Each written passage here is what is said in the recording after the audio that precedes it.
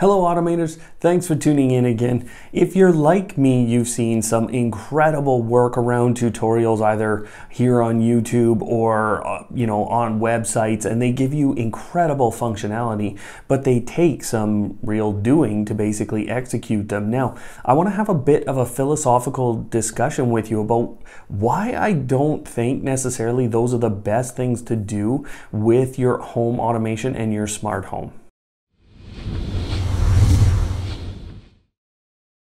Now, let me start by saying total props to these people who create these tutorials and these workarounds because they are complex, they integrate multiple systems usually, and they are, sometimes very, very specific functionality, and it means they are incredibly bright people and they usually know exactly what they're doing with all of these systems. And so I'm going to give you an example here. I actually watched a tutorial recently about how to go ahead and utilize these voice assistants essentially and have them trigger Tasker. Now, if you don't know what Tasker is, it's an Android application that allows you to automate things as well. So, lots of people or some people will look for ways to have their Google Home or the Google Assistant go ahead and trigger functionality there. Now, I watched this tutorial and I sat there and I thought, okay, I could create something and maybe I could even strip out a couple of steps and,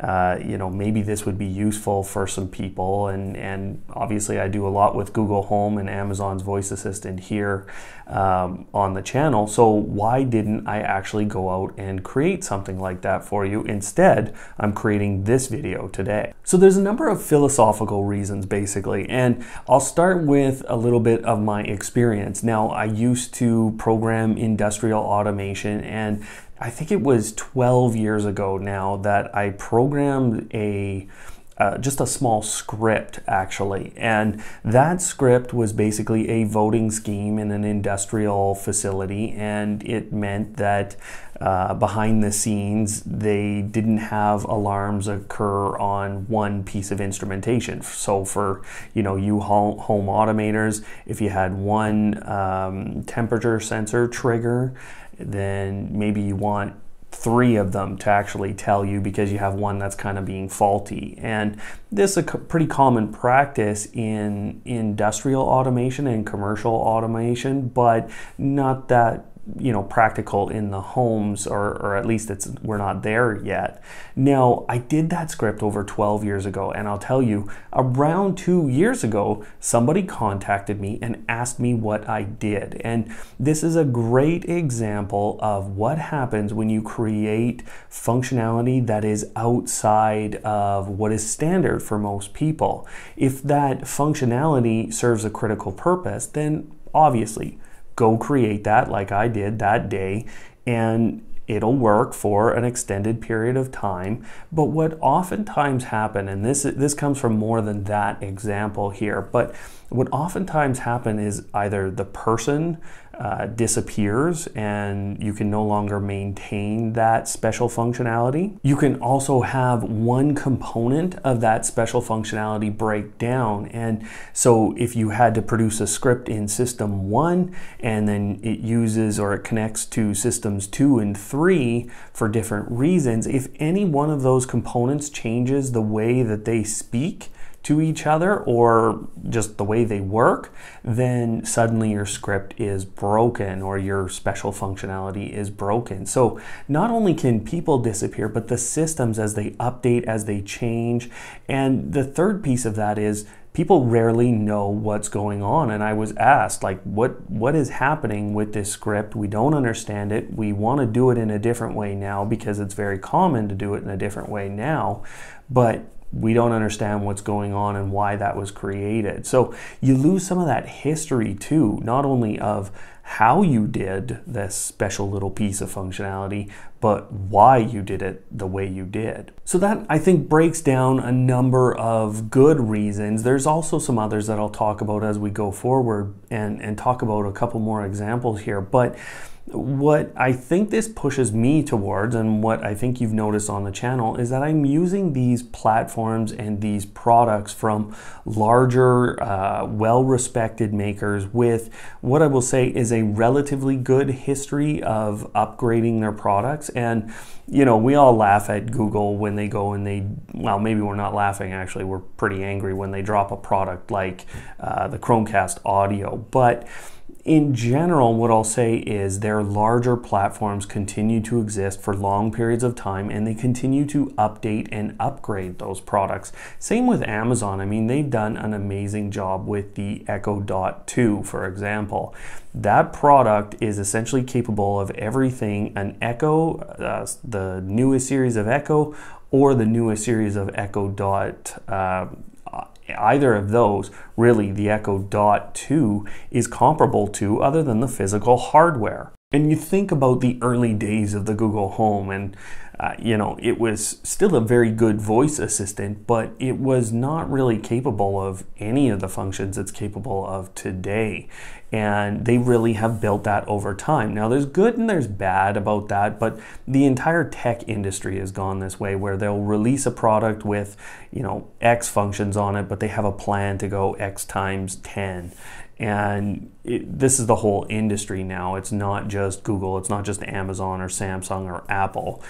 They just continue to develop their platforms. And that's another key piece, because when we talk about lots of these smaller companies that have come out and produced little IoT devices, or produced you know, home automation equipment or services even, what oftentimes happens is we see these great devices come out with some fantastic capability, and they have all kinds of plans, and then they run out of money. And when that happens, they're dead. Their product, their platform, everything is dead. They're usually bought by someone else and integrated some other way into that other company's technology, but usually the technology dies. And I've seen a couple examples of this in home automation very recently, and I will say that will continue to happen. Now, Google Home and Amazon will continue to produce new products, but again, they upgrade or update most of their existing products.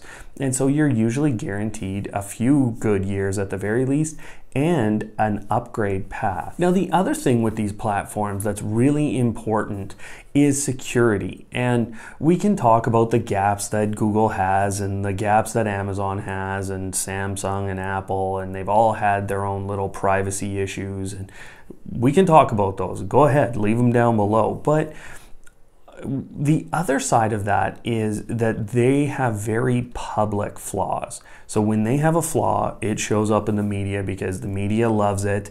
We all love to talk about it, and it's big news because it impacts a lot of people. But these companies spend incredible amounts of money trying to stay ahead of vulnerabilities and you know, security flaws in general. And so they are oftentimes ahead of the security flaw impacting you in terms of their update. And on top of that, they also very quickly react to ones that are impacting them and their reputation. On the flip side, if we take these small manufacturers again, and you look at them, they're just not going to have the horsepower to keep up with all of the security vulnerabilities that they're going to have. And so, you know, when we talk about these specialized things that people put together, and I love the Raspberry Pi processors and the ability to, you know, load different home automation platforms actually on those and accomplish different things. But I haven't brought them into the channel simply because at that point, that platform is mine. And even if I utilize a lot of the technology from, say, a company like Google, and I want to load their platform basically on there, a good example is the network connection that is being used on a processor that I've gone out and purchased, and a board and all those components. Well, who's going to tell me that that component basically has a security vulnerability. I have to keep up with that.